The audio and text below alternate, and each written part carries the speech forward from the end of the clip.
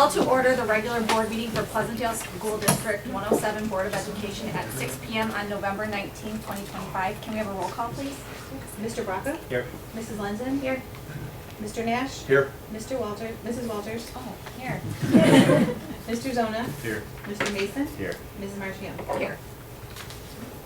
Pledge. Pledge of Allegiance, yeah. So this evening we have some students from our middle school. We have some middle school leaders here to kick off our meeting.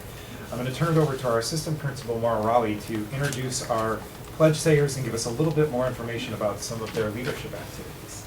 Yes, I'm so excited to introduce this group of 8th graders. They recently represented Pleasantdale at a leadership conference, joining peers from across the area, and they brainstormed ways to improve schools in general and how to improve Pleasantdale. So they've been hard at work already. They were ambassadors for Veterans Day, and so we can't wait to continue to work with them and watch their leadership grow and shine throughout the year and beyond, obviously. So here with us today, you guys want to stand up? And come, you want to just like line up over here. So we have Grace Garros, Katie Patterson, Thomas Bondas, Dominic Dugapolsky, Natalia Ridian, Vanessa Metrick, Michael Lazansky, and Margot Walsh. Not here, we have Mikey Cairo and Maddox Seaford who couldn't be with us, but they're also a part of this wonderful group. All right, you guys want to say the pledge?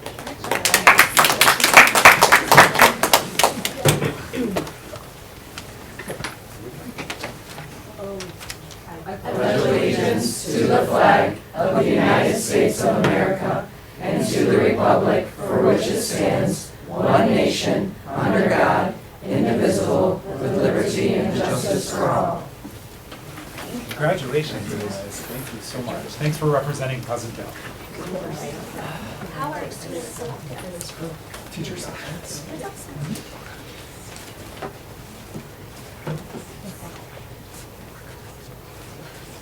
Thank you for coming. Thank you for having us.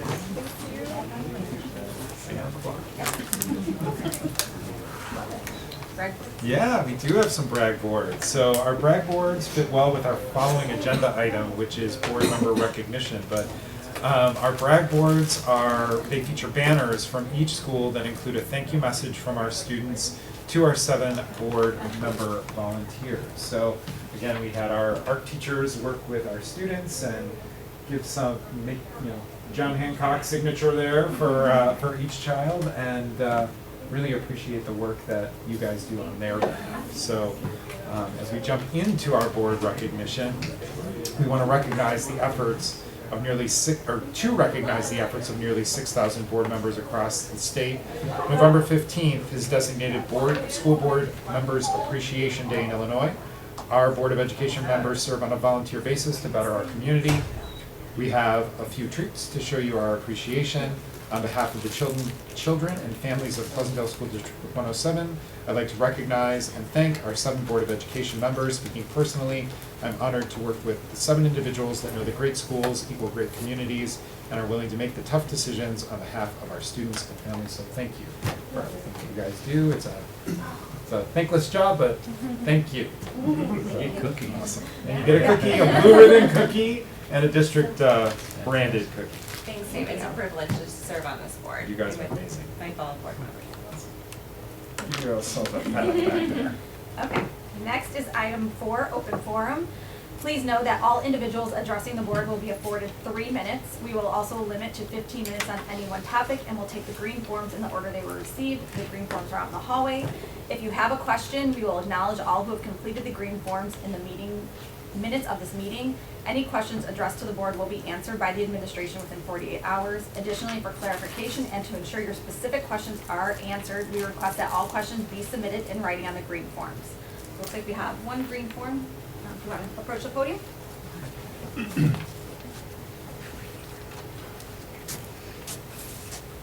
Good evening. My name is Bill Ryan, and I'm speaking with my wife Cheryl, who has faithfully served as a substitute teacher in this district for the past 21 years. She chose to do this job because she loves it.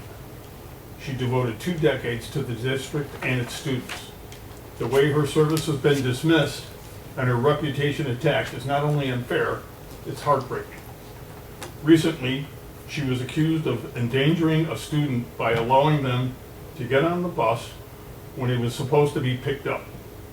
The accusation is completely false and damaging to her professional reputation. To make matters worse,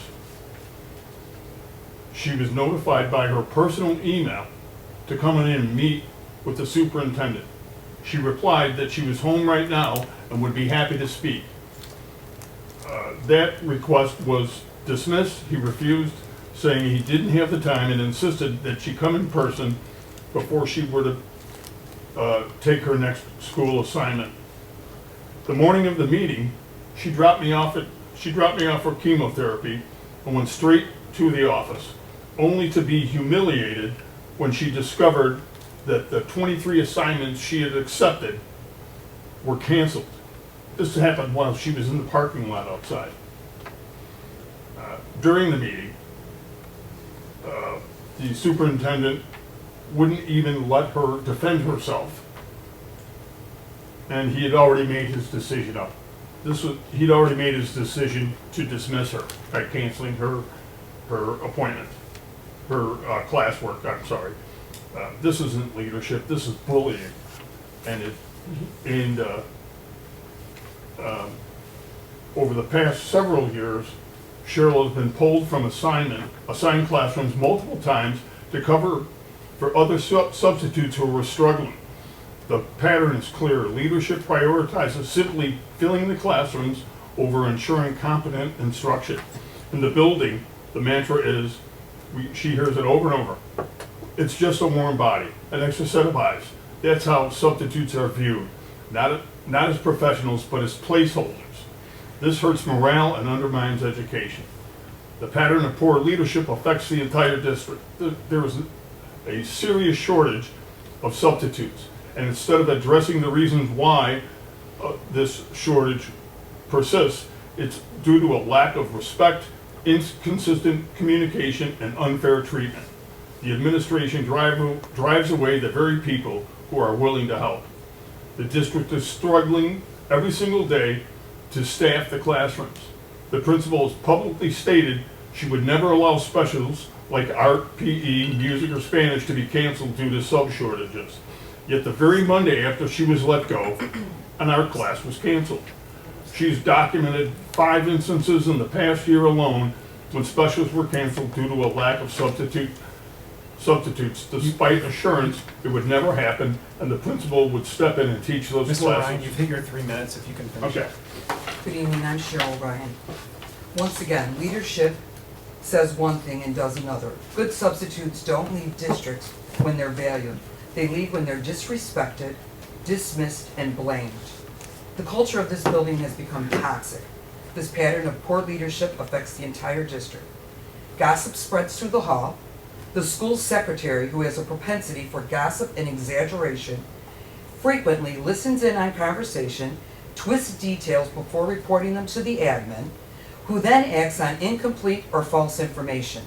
This has fostered an atmosphere of fear and mistrust that affects everyone in the building and has led to a high turnover. The superintendent's treatment of staff has been no better. He's gone through multiple secretaries in just a few years. One beloved staff member who had been with our district for over 20 years. The principal herself seems disengaged from the student. While I can tell you stories about all of your children, I doubt she could name many of them. These examples aren't isolated. This reflects a pattern of disrespect, inconsistency, and poor leadership that drives good people away. These changes have had a noticeable impact on staff, morale, and consistencies in operations. They are worth the board's attention and when considering the overall climate of this district. Families have noticed too over the years. I've heard parents express frustration and disappointment with the culture in our school. A district that claims to truly value transparency cannot succeed while fear, gossip, and instability dominates this environment. I want to be clear. I'm not here seeking anything from this district. Not a job, not money, not recognition. I'm here because my professional reputation matters. Truth matters. Integrity matters. And how we treat people matters. You obviously do not like me, but you didn't have to be cruel and mean-spirited. One teacher wrote to me, I don't understand why people who work the hardest are the ones who get reprimanded, and those who don't do their job are still here. This message captures exactly what many feel. And while many staff members have reached out to me and wanted to be here tonight to show their respect, they chose not to attend out of fear. Fear of being seen, fear of retaliation, fear of what might mean for their jobs or their treatment moving forward. The fact that good, hard-working educators feel that they must hide their support out of self-protection says more about the culture of this district than any speech ever could. I have one question for you tonight. When you go home tonight, ask your children if they've ever had Mrs. Ryan as a teacher. Listen to how they respond. That alone will tell you how deeply respected and well-loved I've been in this district. I am, and I always will be, proud of the years I devoted to the children and the families of this district. By the way I was treated in years of loyalty and professionalism, and the love for this community is unforgivable. Thank you for your time. I will be emailing you a complete draft of this with all of the documentation of dates and times and things that have happened. Thank you.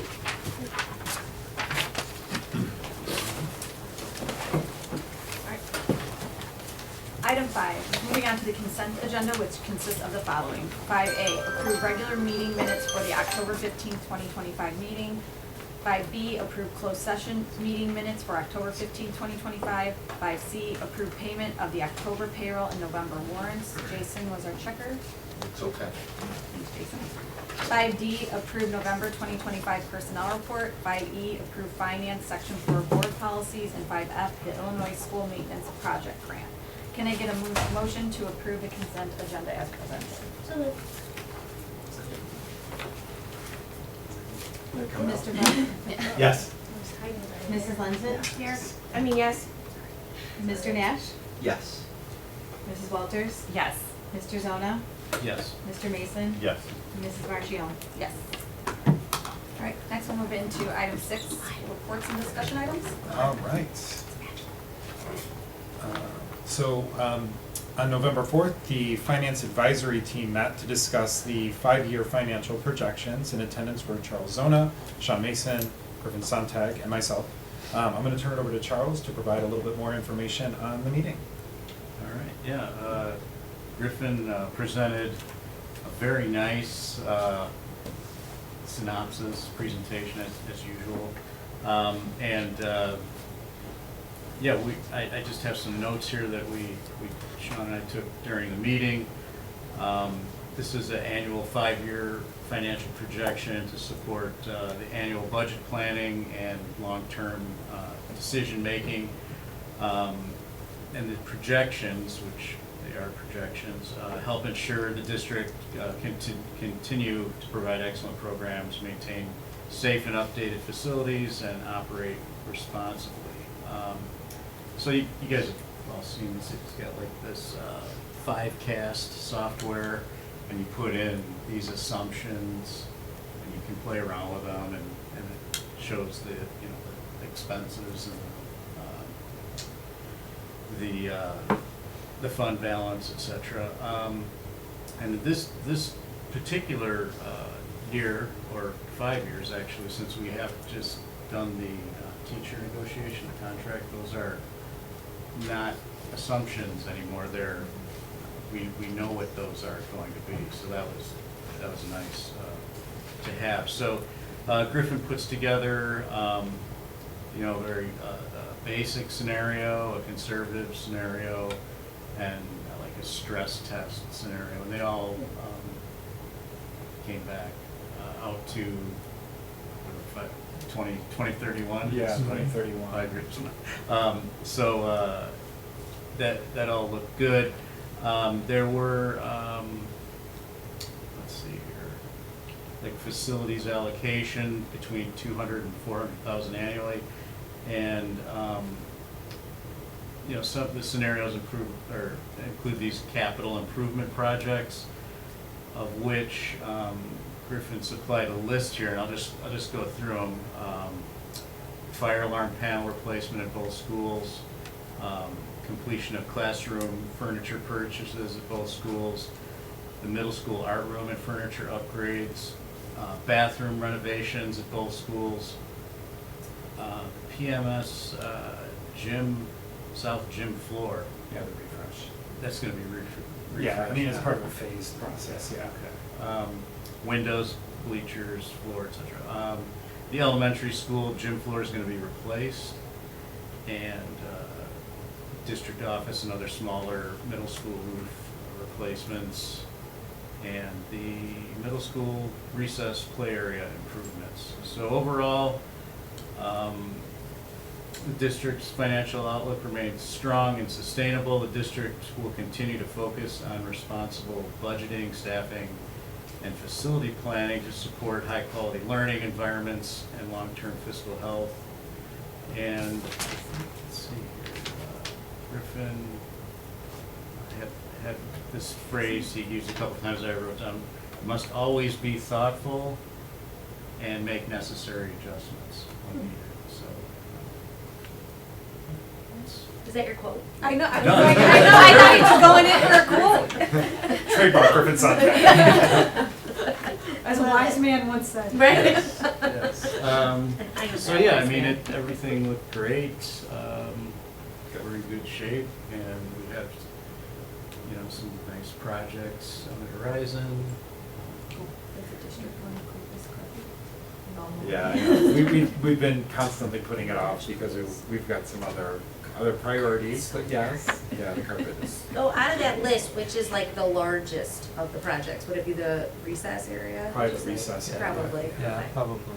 Bathrooms. Do we are really- prioritize them? Like, is the, Yeah, I mean, because I think that we was. kind of go through each year and Delicious. kind of make some priorities and adjustments to it, but. Okay. And again, that's a pretty extensive list. Those aren't the things that we're thinking of doing like next summer. Those are over the course of time. But I think we've had a lot of conversations around the recess area specifically, so that's.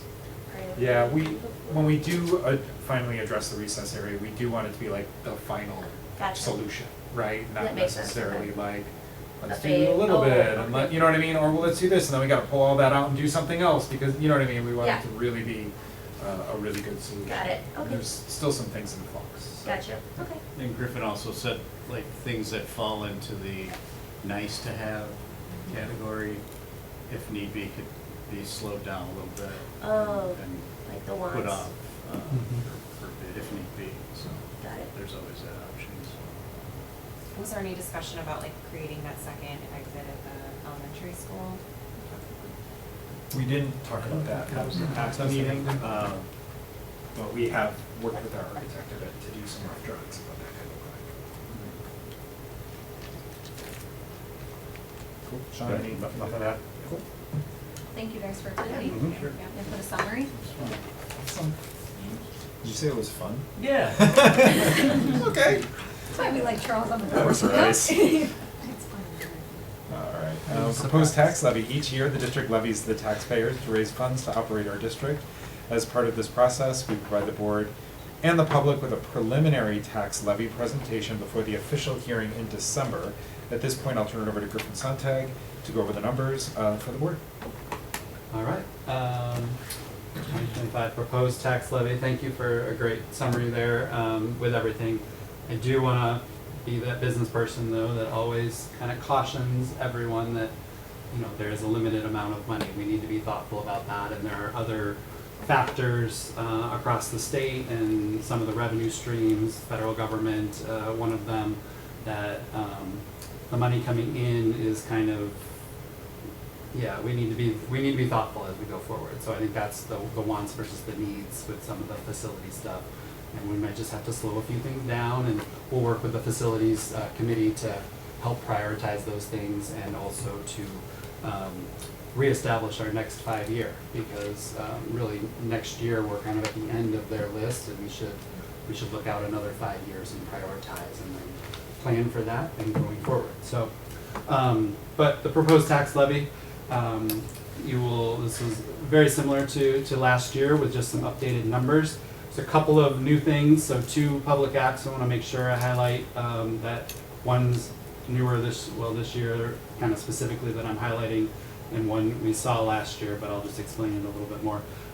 Fund balances are something we're supposed to communicate during this process, so that you are aware of what the fund balances are. And so it's still unaudited. We're finishing the audit. It should be done anytime. But these are unaudited fund balances right now. And you saw this as part of the budget process. So we kind of covered what we needed to cover there. Consumer price index, you'll see in a minute, but we're limited to the money that we can take in to the consumer price index. So here are some averages that put together. The number for this that matters is this 2.9. That was from last year, so that's what our levy is based on, an increase maximum of 2.9. So, just a quick summary of the tax levy, as you can see. So the majority of our revenue, the money we take in, is generated from the local property taxes, as you all know. As taxpayers who just received your tax bills recently, or will receive them if your mail is. You're right, this week, okay. Yeah. I mean, at least. Yeah, they're very late, as we've talked about before, and as you see in the monthly financials, it looks definitely more bleak than it actually is, because taxes will get paid, escrows will pay, and then next month you should see some tax revenue coming in to help offset the expenditures we've had so far. So in order for us to collect tax money, we have to go through a process called the tax levy. And so we're required to do the levy. The levy is the ask. I know I kind of go through this, but the levy is the ask, the request, and then you're going to hear this word extension. That's the money they actually give us. So we have to request some money. So we have a PTEL, the Tax Extension Limitation Law for property, which basically says we can increase taxes by 5% or the value of CPI, the Consumer Price Index, whichever is less. So we are limited by whichever is less. And in this case, as I showed you earlier, 2.9 is the number for existing properties. So the tax levy, the request, is based on an increase of 2.9 plus any new property developments that happen within the district's boundaries. And we don't know what those are, so we have to estimate. We talk to the assessor, we get kind of, here's what we think happened, drive through the neighborhoods, and if any of you have driven down Wolf Road and down towards the end, there are a lot of places that when I started here 9 years ago were fields, and now they are either for sale, they have a foundation built so far, or they're just houses on there. I even drove down Willow Springs Road, and there were multiple houses that had been totally redone. All of that, when those properties finish completion, they will come on the tax rolls, which then they will pay their portion of the taxes, and that might increase the EAV, the value of all the property in this area, which actually could bring your taxes down just a little bit. So, I mean, anytime your taxes go down, that's great. So the development is starting, is happening, but we don't know how much it's going to be. But I'll give you a history here in just a second of the last 14 years. So then there's going to be an extension. So we're going to show you the levy today. Next month, you approve the levy, and then I file that with the county. And then they finalize all the property values. And then based on all those calculations, they give us what's called the extension. They allocate the money to us. And then those funds are what we use to run the district and to support our students and provide the high quality education that we provide. So here's our history of the new construction, and I added this past year's, which really just came to us just a month or two ago. So a little bit above the average, which kind of validates what we see. We're seeing some growth happen. We know there's some neighborhood going in here and some other things that are happening.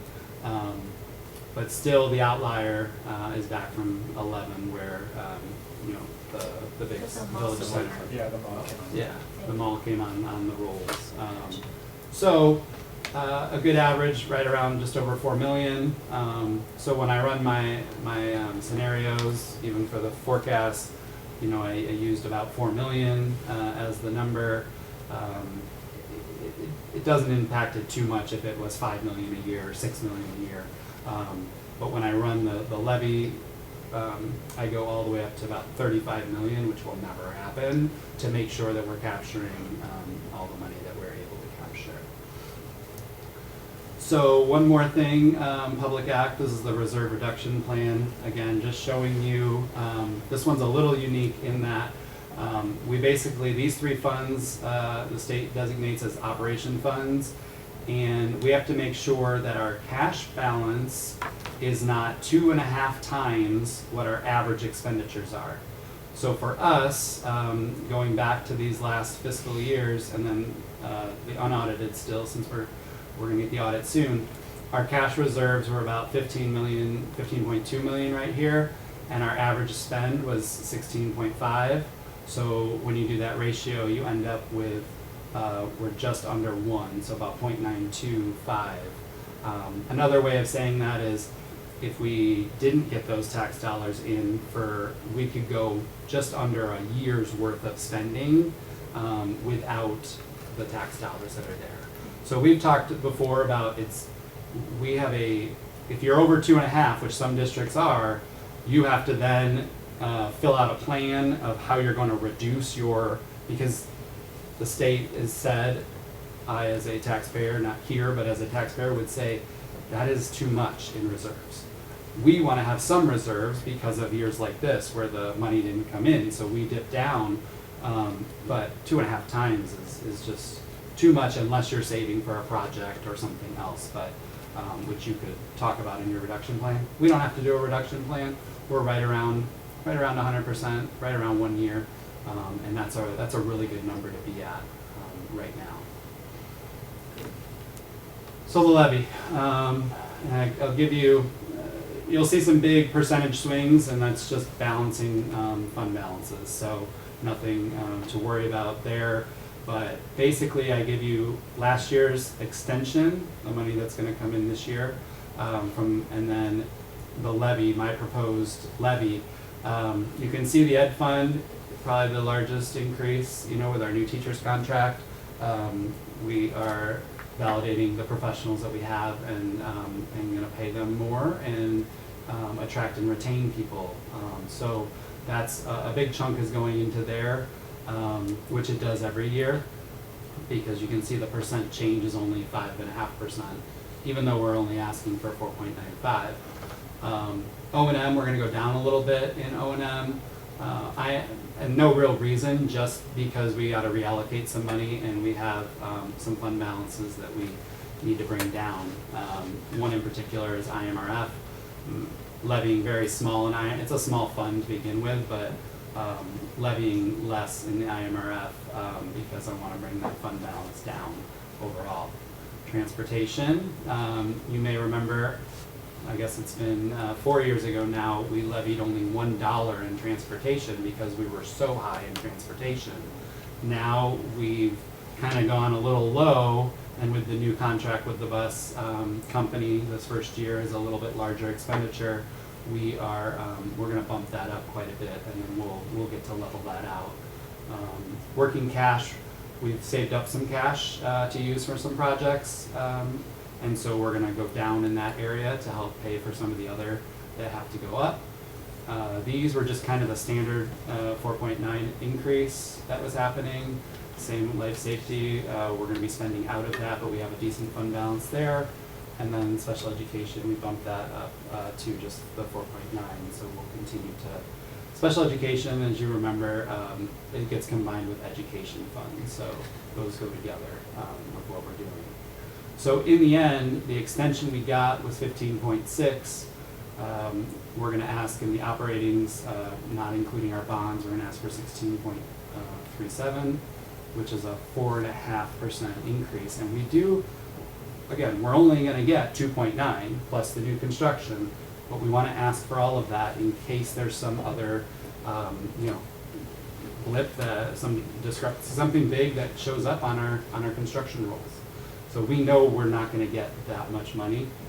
It'll be less than that, but we're going to ask for that, and then it'll come back down, and then you'll see the extension again next year once we have it. We want to capture every dollar we can. because once you don't capture it, you can't get it back. So the summary would be the PTEL, again, the extension, the money will be allocated will be 2.9 plus new construction, even though we're asking for a levy of 4.95. And then when you take into account the DSEP bonds that we sold in '22, our overall levy is 4.82, because the bonds bring it down just a little bit percentage-wise. And then a new quote this year.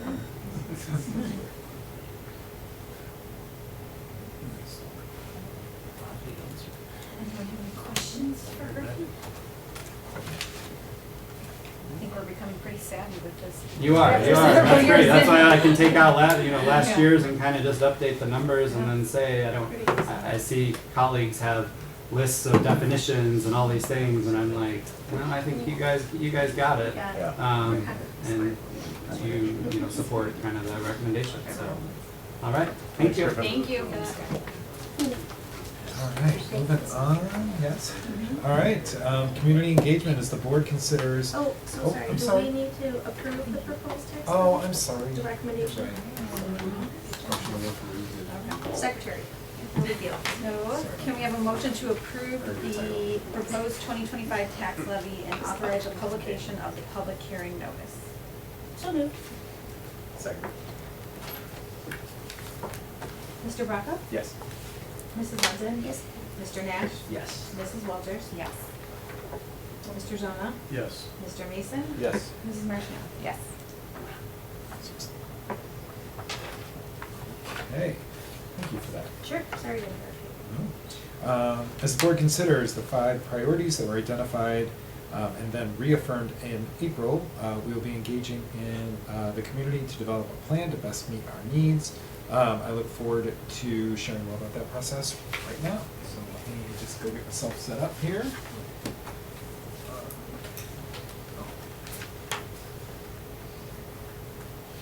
Thanks, James. No problem.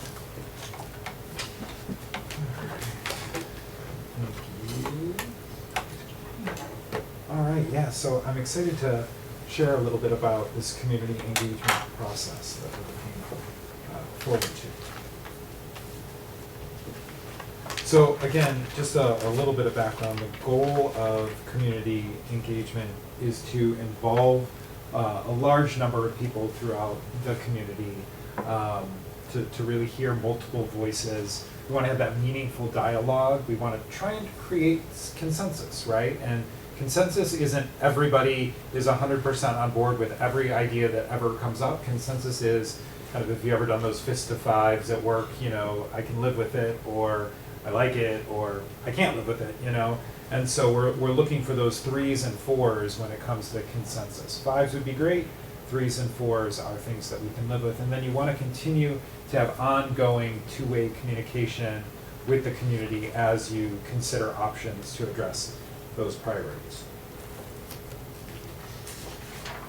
So again, looking at some of those needs, we want the community to give permission for meaningful change. We want to understand how to support the things that are happening in the schools and how the community can provide support. And again, we want this to be grassroots, right? We don't want it to be top down. We don't want it to be administrative heavy. We want it to come from the community. And the photo you have here is a picture of an actual community workshop, and then the turnout and the number of people that they get. And again, I apologize, I don't know the exact community here, but again, I think that's indicative of the work that's done to recruit people to be a part of this process.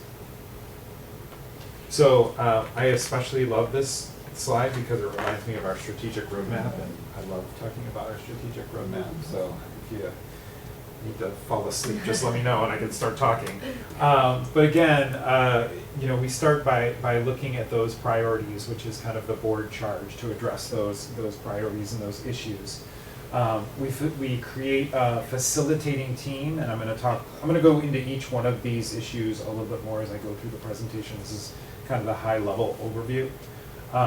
Looking at communications and community engagement activities over the course of several months. So we're looking a process that starts in January and goes all the way to June. So I'm looking at multiple times, at least twice a month from January till June. and then developing a final report for the board, and then the board either taking up that recommendation, or making adjustments to that recommendation, or going in a different direction altogether. Again, this is similar to the last slide, but what we're going to do is we're going to take each one of these steps and then break them down. So we start with that initial engagement. We prepare some materials. The community starts to do its work. The facilitating community starts to do its work in bringing a workshop forward. Again, that report to the board, more communications to the community, and then very potential, not official, not anything like that, but looking at possibly something on a ballot at some point, if that's the direction that the committee and the community want to go. So if we look at step one, which is where we're at right now, is building that facilitating team. So you're looking at 20 to 30 community members. You want it to be a cross-section of the community. So you want people who have kids in the school, people who don't have kids in the school, younger kids, older kids, empty nesters, people who are kind of above 65, people who are 55 to 65. You want to try and have a cross-section of every demographic, both political parties, all of that in the room to really get some good conversation going about what those possibilities, what those opportunities are, and really define what the issues are. That's really where we'll start, is defining what the issues are, and then looking at some of those solutions. Committee recommends strategies to engage the community. Again, the people who live here are the best ones to engage, to help us to create systems to engage the community. Are they open forums? Are they Zoom meetings? Are they going to the Lions and Lioness Club meetings? Like, what are the best ways to engage the community? And then they help develop those engagement activities with the community. And then, I'll get to the next part. So again, just as we think about that facilitating team, and again, this is the process that we're in right now, looking at 20 to 30 community members, and you need some chairs of this, some people who are going to kind of be the leader of leaders. And so you're looking to 3 to 5 people to serve as the chair. You want district leadership, staff representation. You want advisors who would be a part of it as well. So, if there are questions about finance, you bring in your finance expert. If there are questions about any type of building, you bring in your architect. Again, I'm not the best person to answer some of those questions. There are people who we work with who are. Again, we're looking for people who have a positive attitude, collaborative spirit, and are a team player. That doesn't mean they necessarily agree with anything that we've talked about here at the board table, but they're able to go into situations with open minds, looking for fresh faces, well-spoken and articulate. We want people who can make the meetings, right? We don't want someone to say, yeah, I want to be a part of it, but then they can only make 20% of the meetings, right? So you need to kind of be in the room where it happens, so to speak. We want rational, level-headed people. Again, we're all neighbors and friends and colleagues, and we want to be able to have those conversations in a rational way. Obviously, community members are a priority, and then the group itself is nonpartisan, but we want people that have different perspectives from a different political perspective. We want a good mix of males and females. We want it to be diverse and be a mirror of our community as far as economic and racially diverse, ethnically diverse. Again, young and more senior members of our community. New residents, established residents. We want people who are involved in different organizations throughout the community as well. Any questions? Any questions? Sorry, I'm throwing a lot at you. David, have we considered having like a student or two on the? I like that idea. Yeah. Yeah. It's a big commitment. I'd want to make sure that they could make it, but yeah, that's a great idea. I can always count on you to bring that. That's good. That's good. I should have known. I should have predicted it. The next step is where the facilitating committee will start to prepare some materials. So based on the facilitating team's work, our consultants will actually work with our leadership and start to develop some materials for the community engagement. So taking the information from the the facilitating committee and putting together things like PowerPoints and pamphlets and informational items that can be used as we take this to the community to get feedback. They're developed to invite the entire community to participate. So you go from your facilitating committee of 20 to 30 people to anybody in the community who wants to join and give feedback. That then, what ends up happening is we have a larger community workshop. And anyone in the community can come, anyone in the community can give feedback. That feedback is taken then back to the facilitating committee and integrated into the plan, whatever plan they're working through, right? And so they're continually gathering feedback from the community. They're continually hearing what the community has to say and making adjustments to the work that they're doing. And I believe there are 3 community engagement meetings, and all 3 build on each other. It's not like we're gonna do the same thing 3 times.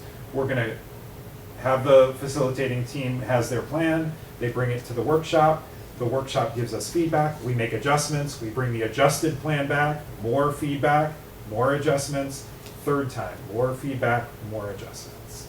So through those 3 workshops, we're able to really hear that community voice, hear that, you know, how the community is feeling about whatever plan may be put forward. There's also an electronic, other ways to give feedback, an electronic survey, and input sessions that are given throughout the community. You know, we really encourage people to fill out that survey. I'd like under the board role, encourage connections to participate. So as you're talking to your neighbors, if you're at, you know, dance or on the soccer field or swim meets or whatever, really encouraging your neighbors to fill out that form, give feedback. Because we do use that. Looking at a postcard that would go to all mailboxes too, so people kind of putting out the call far and wide for it.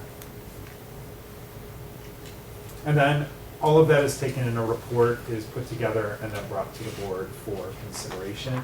And the board will hear the presentation and start to make some decisions about next steps. And that would be more than likely kind of the June board meeting. So again, looking at like 6 months of work that the group would be doing. And then if a plan is then adopted, using as many channels as we can to inform the community about the report and the findings from the engagement committee, really trying to get that message out there that this is kind of the plan and this is where we're going. And then step 6, if it goes in this direction, would be a possible election day and the board role, just like everyone else's role who's 18 or older and able to, should be to vote. So that was kind of a very, very high level overview of the process. And of course, I don't want to be outdone by Griffin, so I'll make sure to have a quote there. What questions or comments do you have? Can you briefly elaborate on how the facilitating team will be like sourced, or how like those individuals? Yeah. Recruited? Yeah. Recruitment methods? The facilitating team? Correct. So we've worked as an administrative team to try and the principals know their communities really well, to try and identify community members who are a good fit. We've worked with the neighbors group as well to try and identify some people who would be a good fit for that as well. There are some people who are have been involved throughout this process for the last few years, so we've wanted to involve some of them. However, we don't want it to just be a rehash of that same group. Yeah, So yeah. That's the fear. 'Cause the we've majority seen- of people are new. We've seen a lot of people step forward, you know, on this topic. So I just want to make sure that we're getting like some fresh, new in, because otherwise it's just going to feel a little repetitive. Fair, yes. Okay. So yes, there are mainly fresh new faces. Yeah, There are that's some, my but question. there are some people who are committed and really want to be a part of this, and you know what I mean? So I don't want to say it's all new people, but there are. Can we as a board have visibility into that list before it's finalized? Sure. Okay. Definitely. On one of the slides, it said DWC. What is that? Discovery Works Collaborative, it's the consultant. Oh, thank you. Okay. Got it. Yeah, that was my only question, was the past group or new group, or how that was going to look, but you Right. addressed it. Yeah, I had a question about like the timeline of everything too, because you know, you mentioned that it is pretty time intensive, the facilitating group, and it's a big commitment, you know. My one concern is that, you know, the makeup of our district and what's happening in our district, I think is going to rapidly change once that land is sold. And so I don't want to waste any community members' time, like coming up with this plan for, you know, what we could do or what we could build or what we could, you know, create in this district or improve upon. And then it changes in the blink of an eye, you know, and we've wasted all that time. So I agree with, you know, forming this facilitating committee and everything, but I don't want them to get too far into it before that it's decided what's happening with that land. That's right. my concern. That's fair. I mean, I do think that I'm sorry, go ahead. No, so especially because it seemed like LT was going to put it out for bid In early part January. of next year. Yeah. So it's really kind of coincides at the beginning of our discovery. Right, when if you ours is, will. yeah. I mean, in all fairness, there's gonna be a couple of things that come out of this, right? One of them may be, what do we do if the population, if that change happens, right? Like, I think we've gotta be prepared for it. I think everybody on the board has said, like, we should at least have some ideas of ways we're gonna address that, because it will change, like you had said, change the face of our district, right?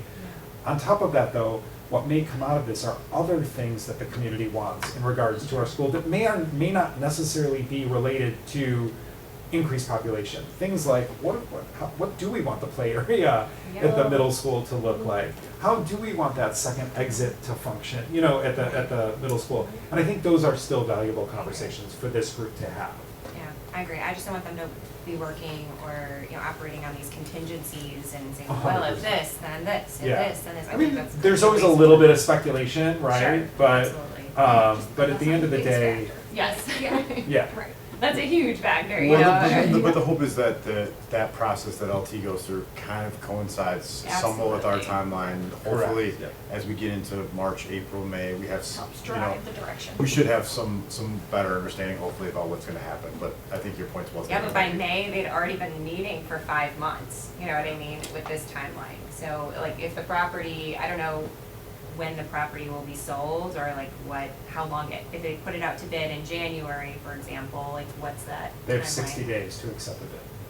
Okay, so, you know, then it could be March by the time we actually know, you know, who's purchasing, you know, that property. So that's like 2 months of them meeting when we still don't know what's going on that land. you know? Again, I think there are lots of different conversations that can be happening about the future of the district and the makeup, and like you had said. So I guess, Yeah, I'd say I'm gonna look at our real estate gurus. So when they put it out to bid, will we know what they're putting it, like, in terms of, like, we'll have confirmation on the zoning that they're putting it out to bid, or no? Does that make, is it? Well, we'll have an idea based on who they select, right? I think it's Well, no, a yeah. sealed bid process, so it's hard to, like, it's hard to know Okay. before That's what they I said. pick it. It's probably a dumb question, I have No, no it's idea. not. I mean, No, I'm 'cause just it's a saying, very like, if we specific- know if they're going like light residential versus, you know, 55 and older community versus single family living, is I guess what my question was, like, what Yeah, would I that- think everyone will submit bids related to their specific plan, and Okay. then also So, will well, probably just pick. because they're opening it for bid, it doesn't give us a sense of direction. It doesn't, Okay. although So to like Dave. spec sheet or something of like what Right, they, yeah, who they right. would accept bids from, will they do something like that? Like, we'll only accept bids for, you know, mixed residential and light retail, like could that be something that would happen? All they've done so far is Friday, they've requested from brokers to submit proposals to be like a consultant on the sale, to kind of run point on the marketing and the sealed bid process. But as far as what that looks like in terms of their timeline, to Dave's point, once they call for offers, it's 60 days. So it's a pretty quick process relative to most real estate transactions, so. But then again, like, that group has to close on it, there's no guarantee they're gonna close. So I mean, there's a lot of moving parts, but we should have a lot more information in a short amount of time, I would think. so based on that, are you thinking maybe a later start date than January for this? I don't know, I don't wanna waste anyone's time. Totally, I think it's a good idea, like Dave was saying, to like start to gather some ideas, Yeah. right? But I don't want them to get too far into it and then have to pivot to something else, you know? Well, but the only Yeah. thing is, if the recommendation of the community, and, you know, let's say LT does go residential, again, a caveat, and the community wants to do something, we're gonna have to go to referendum, which means we have to be on the ballot in November, which kind of creates some of the timeline, right? So Yeah. to your point, the timelines may not match up perfectly, Yeah. But at least to Dave's point, there is some benefit to having those conversations in January, February, March, and hopefully by that point, we have much more clarity. Yeah. It's not perfect by any means, Big but with the working assumptions anyway, we don't wanna do that anyway, you know what I mean, so I mean, Yeah, but I feel like with the that's a last good point. engagement that we went through, a lot of the community members said, well, if this land is sold, that would change my opinion, you know, on what we're doing with the land, so, Just think that there's a lot more interest in the land, like as residential. I mean, construction companies or builders have already come out and said, we're interested now. They could say 15 million and LT could tell them to pound sand, but yeah. it's just it seems like they're actively interested in the land, which is different than before, which was like Right, but industry, Well, we didn't it's kind of like know a whole. before, and it's whatever. not like what's interested in the land, it's more like who will LT select, you know, whose bid will they accept? Well, and I don't want to speak for LT's board, but as I understand the process, their biggest concern is to maximize the value of the land, right? So I don't know that Exactly, they're. that's what I'm worried about. Well, right, and so what that ultimate plan is hard to say, right? For sure.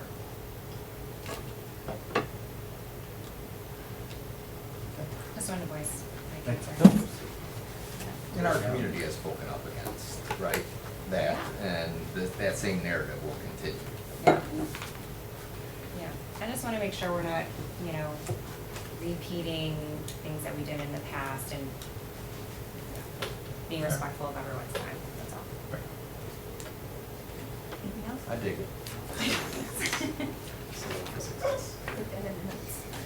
All right, item 7, items for the next agenda. So we have facilities development, review student, section 7, and community relations, section 8, board policies, review fees, review the 2025-2026 school calendar. It should be 26, 27, I apologize. Okay, 2020, yes, you're right. 2026, 2027 school Oh. calendar, and then preliminary review of service provider contracts. Any feedback on the agenda? No? Okay. Item 8, open forum. I don't think we have any additional green forms. No. Okay. And then item 9, we'll move into closed session for the following. Did you have something? I am so sorry. So the community engagement, will that fall under the facilities development, or should we change the title, or is that like Yeah, I all don't- we- encompassing? Yeah, I mean, Oh, I don't know. I don't know if we'll have one next month, because we won't have built one that, or, you know what I mean, but, Okay. yeah, it could. I didn't It know could if that fall like was gonna facilities. fall under that, or if we needed to do like a monthly standing agenda item, but I think it's all, it's all under that umbrella. Okay, Okay. thank you. Okay, so, closed session, so we're going in for the appointment, employment, compensation, discipline, performance, or dismissal of specific employees of the district or legal counsel for the district, including hearing a testimony on a complaint lodged against an employee or against legal counsel for the district to determine its validity, the purchase or lease of real property for the use of the public body, including meetings held for the purpose of discussing whether a particular parcel should be acquired, and then student disciplinary cases. Okay. Oh, yeah, no, we can get a motion moving, so moved. Second. Mr. Rocco? Yes. Mrs. London? Yes. Mr. Nash? Yes. Mrs. Walters? Yes. Mr. Zona? Yes. Mr. Mason? Yes. Mrs. Marshall? Yes.